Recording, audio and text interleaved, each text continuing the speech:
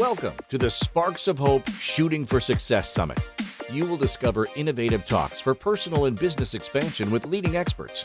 Today, be ready to be infused with hope, strength, and confidence, and find powerful direction to lead you on a path of success. Join our 21 world-class speakers and experience inspiration, hope for your future, and an elevation of your desires. Inspired Choices Network, our summit hosts, are excited to have you here. Hi, I'm Kate Ladd. I am a recovering attorney. I was a once upon a time naturopath, and most recently I've gone back to school to get a PhD in Jungian and Archetypal Psychology. And I know that sounds like a lot, and it is, and someday I hope to graduate. But today I'm here to talk about dream alchemy. And you may wonder what the heck that is. A lot of people do. To me, it's a method that takes Jungian psychology into conflict resolution. And I should probably just give you a few basics about what Jungian psychology is. Most of you are probably a little familiar with it, but it's basically psychology of the unconscious. And I do mean unconscious, not subconscious, where you hear that a lot of the times, because usually we kind of know what's going on in the subconscious, but the unconscious is really what's unknown to us, and yet it drives 90% of our behavior. Let me repeat that. It drives 90% of our behavior, and we are not conscious of it. So it might be important to make parts of that unconscious real if we want to get anywhere in life, or if we want to change anything. Jung said, and I quote, "Until you make the unconscious conscious, it will direct your life, and you will call it fate." So I'm going to tell you a few stories from my own life and from those of people I know and clients to demonstrate kind of these four basic areas and how they go together. Basically conflict, which we all have, both outer conflict with others and inner conflict with ourselves. Dreams, which is one method for getting in touch with your unconscious voices. Synchronicities, which is how the outer world shows us what's really going on. And the last one is symptoms, of course, our bodily symptoms. And I want to start with a couple of stories that just demonstrate how powerfully, first of all, synchronicities can happen in our life. I'll start with my own story.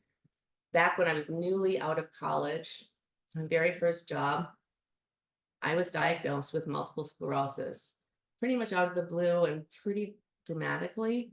I basically went blind overnight in one eye. And it took them a little while to diagnose it, but they put two and two together. I'd also had numbness in half my body during college and did MRIs and eventually said, "You know what, Kate, you do have MS. Sorry, there's no cure, there's no treatment, there's no medication. Just go on and live a nice life." Now, you might be able to imagine as a 22-year-old that was a little bit bleak sounding. And in fact, at the time, the only person I knew with MS was a friend of my grandmother's who was in fact blind, incontinent, and living in a wheelchair. So you think that might have a little bit of an impact in how you choose to live your life? I was fortunate at that point, though, that a synchronicity happened.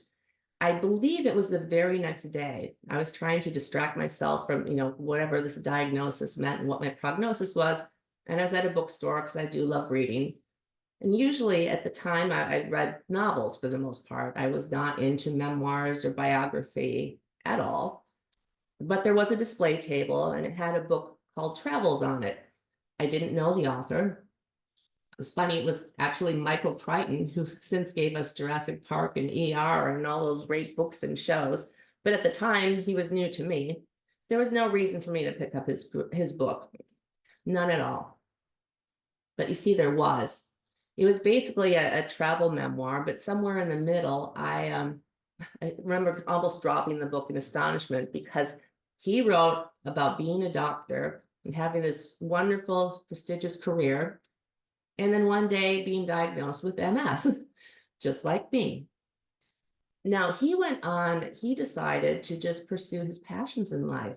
and he dropped the medical career despite how much money it paid. And he decided to go after his purpose, which was to become a writer. You know the rest of the story.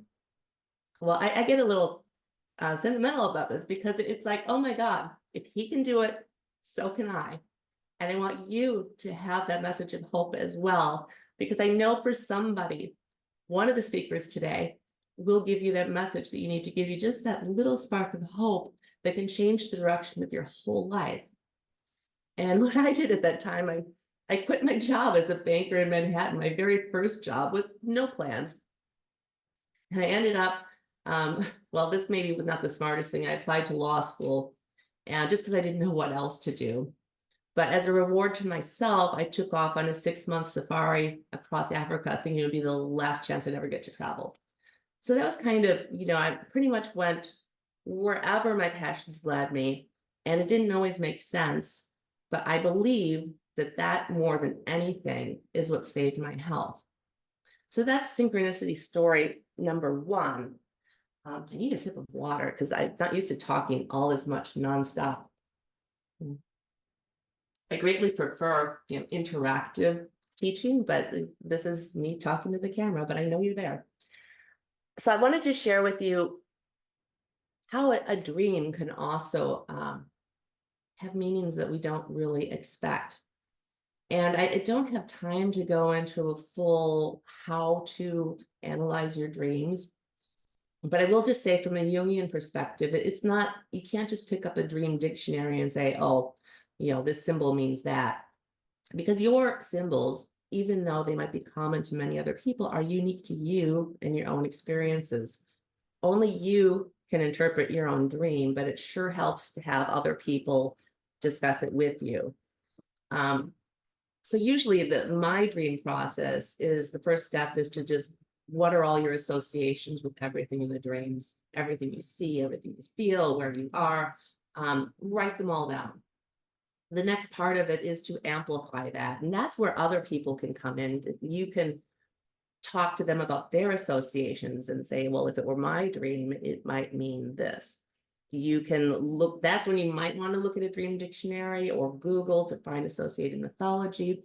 Whatever it is, you amplify it and you find out all the possible meanings, and something will hit you and you'll get a little aha.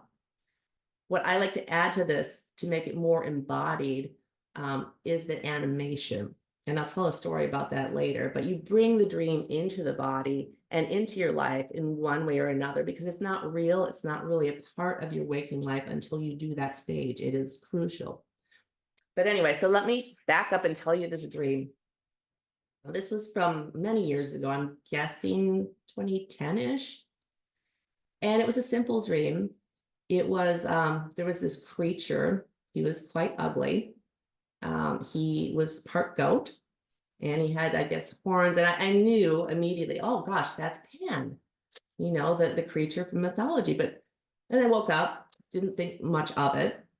But then it just, for some reason, just stayed in my brain. I kept thinking, Pan, what do I know about Pan? Nothing, except for that I did know the one thing, that he was kind of the naughty creature, and he was always pursuing nymphs, trying to ravish them.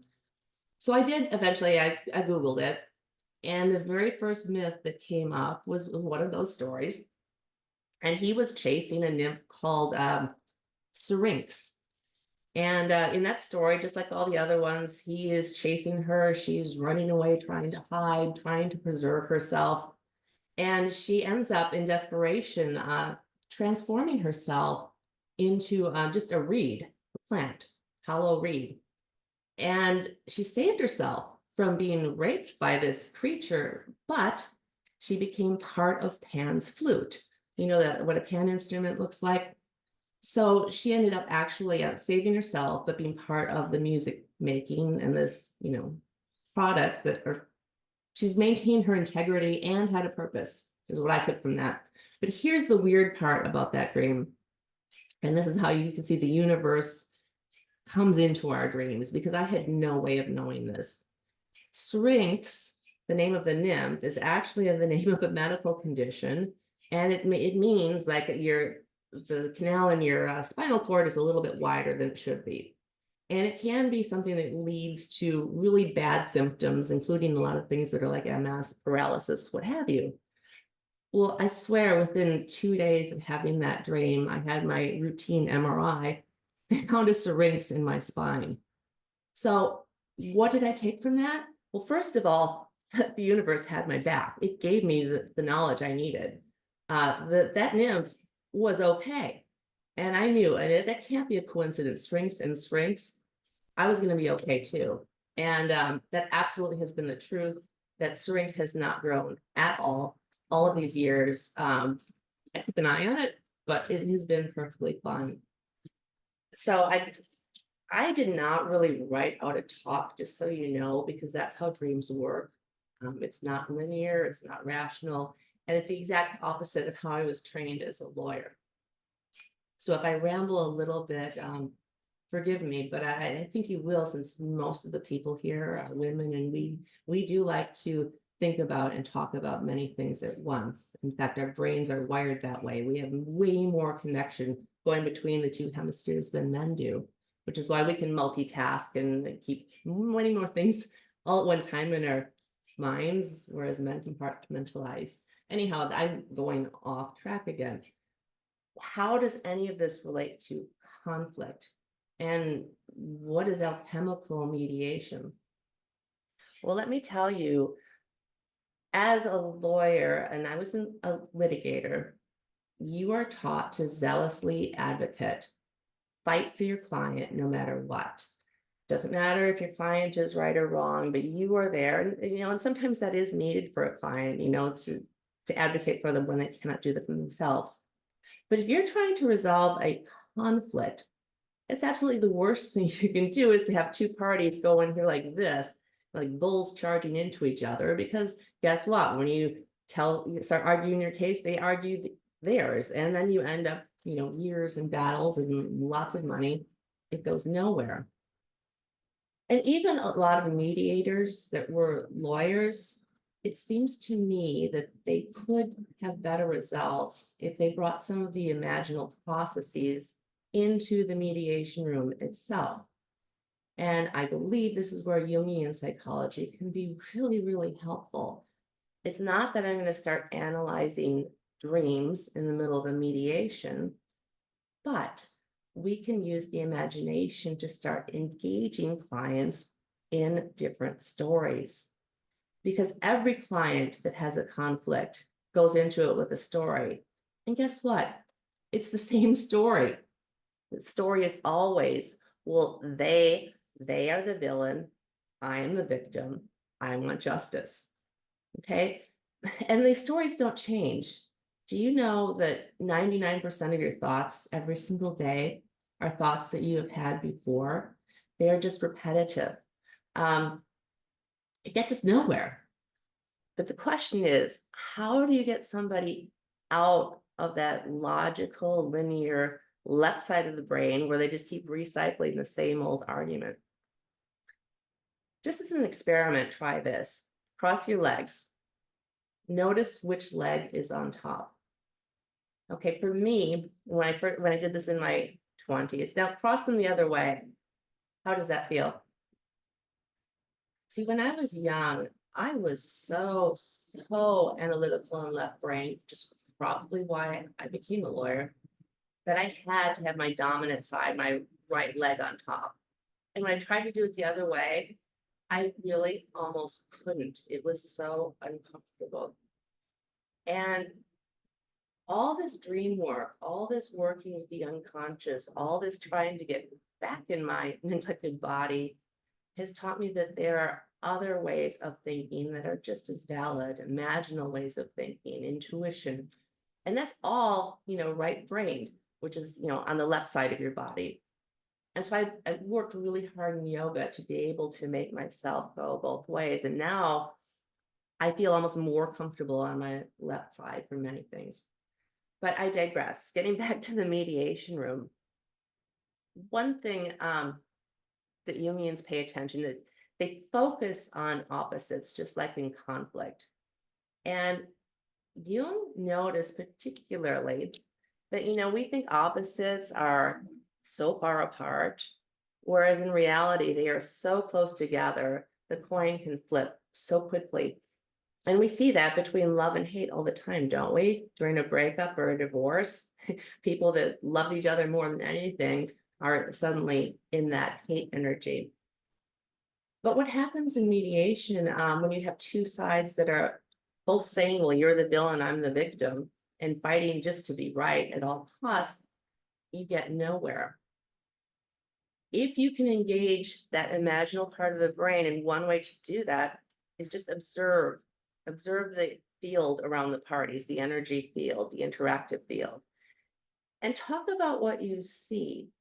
And I find language here very interesting because you don't just, you talk about emotions, but not in the way that we typically do. I speak German a little bit because I went to high school there.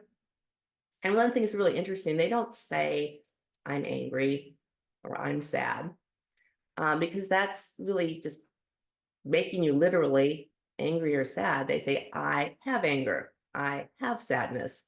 And I think what you can do when you're in a room, and maybe not a mediation room, but just having conflict with anybody, say, you know what, I feel that there's some anger here in the field. What can we do about it? What do you think it needs? And I find tools from dream work can work really well here, because one thing you do, what dreams provide you with an image. You personify whatever it is you're feeling. So in a dream, it might be a dragon. How might you personify anger? What does that look like?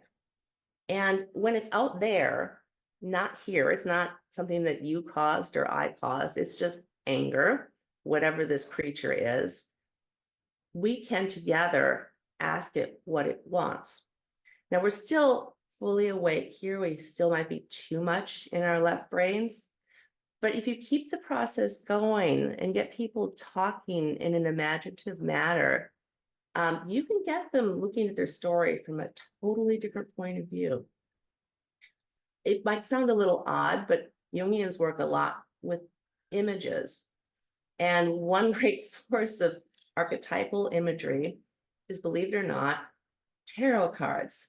Now, I wouldn't necessarily whip out the tarot deck with people I don't know in mediation, but let me tell you, they absolutely get the conversation flowing in a completely different manner. I had one situation where we pulled the cards, and there was a man and a woman, and the first card was a Prince of Cups, which is a beautiful card. He's holding this almost like a grail, gold, beautiful, and he's offering it, as in like, I'm offering love. And on the other side, guess what? I had the Queen of Swords. Now she's very independent and fierce, but she's sitting there with her sword. And what we try to do when we have two different opposites is what could possibly mediate between the two. And guess what? It doesn't matter what card I pulled, but I happened to pull a couple, the Tower, things falling apart between these two energies, strength and justice. Well, guess what? If you get two parties looking at these images and say, hey, I know this is not your story, but gosh, how would you help out these parties, from each point of view? How can they get from, being this prince who thinks he's offering what she wants, and this queen who's sitting there with their sword saying, buddy, that's not it. But it doesn't matter what their solution was. They are talking now using their imaginations, and they're not so focused on the facts of their own situation. And I know this sounds woo-woo and different, but it works. You can try it in your personal life if you don't want to try it, professionally out there like I have. And back to my notes here, because I'm a little bit off track. I did want to talk, yes, this is another phenomenon that's closely related to the dreams and the synchronicities and the interconnected universe. Many of you have said, and I also believe, as do the Jungians, that the world without reflects the world within. And Jung had a term for this. He called it the psychoid. And for me, this has shown up in some pretty amazing ways. A lot of times through nature or through birds. And it's usually at a time where we don't know what to do. For me, one thing that happened, I'm at the tail end of my own divorce right now after 22 years, and it was quite traumatic. This was a few years ago when things were just starting to unravel. A number of things happened. We had a California backyard, which is quite small. I had never seen crows in our yard, lots of birds, but never crows in particularly. I was alone, and somehow I opened my back door and there's this dead crow, like just literally right on my back doorstep. It was kind of like out of The Godfather. Like, how did it get there? Because it's a gated place and there was no big window for this crow to crash into and die right there. The second weird thing that happened the same time, and this is a bodily symptom that was weird in its timing. I have never broken a bone in my body, but I had the carpet cleaners there that week and I made the mistake of going down the stairs too quickly and ended up breaking my wedding ring finger, falling down the stairs. Well, within days of these two kind of disturbing things happening, my husband just left, just disappeared and was gone for months. And that's a whole other story. But what I'm saying is these were signs in retrospect that just seemed kind of really too on the nose. But what also happened around that same time is, and we did reconcile the first time he left, we reconciled eventually after tons and tons of work. And the very first time we were on the telephone having a positive conversation that was maybe leaning towards a teeny bit the possibility of reconciliation, it was still a ways off. Well, a dove flew straight in my window and into the dining room. I've never had a dove in the house. Let me pick her up and set her free. And I had, all these dove feathers. I'm like, how could that be? I mean, we all know that doves are symbols of hope and love. And I still kind of get chills when I think about that. I've had other episodes like that. Unfortunately, he did leave, again, and this time we were agreed. I mean, if he keeps leaving, I don't want my happily ever after if he doesn't want to be there. And I'm actually really okay with it now. But the second time, same thing happened. I watched, and this is really gross, I watched a rat die in my side yard this time, again, right by the door, but I watched it walk in and I literally saw this rat die. And I'm like, okay, maybe that's why I had a different attitude this time, because it's like, okay, Kate, what are we hanging on to here? A dead rat. And as we saw in one of our previous sessions, you can view divorce differently. The first time I was identifying with the archetype of the victim and falling apart and being heartbroken. Second time, it's like, okay, I get it now. I finally get it. And I think, you remember that quote about Jung saying that if you're not conscious of your, oh my gosh, we're only 1 minute away. I am so bad with time. So to wrap up, I hope you can join me in my mini course, because we will devote each week to one of those 4 topics: conflict, dreams, synchronicities, and dealing with somatic symptoms, which I barely got into. And I apologize. Perhaps next time I should script out my talk, because it might help me stay within the time limit. But I'm going with the flow. I hope that you have sweet dreams tonight. And I truly hope that you can join me on the mini course. It's been an honor to be with you. Write to me, kate@dreamalchemy.org, or sign up for my course online. The details will be there soon. Hope to see you again. Thank you for joining this motivating talk on the Sparks of Hope Shooting for Success Summit. Inspired Choices Network and our expert speakers are excited to connect with you and learn about your hopes and desires to lead you to greater success. If you would like to learn more about everything Inspired Choices Network offers, including future summits, please email us at info@inspiredchoicesnetwork.com.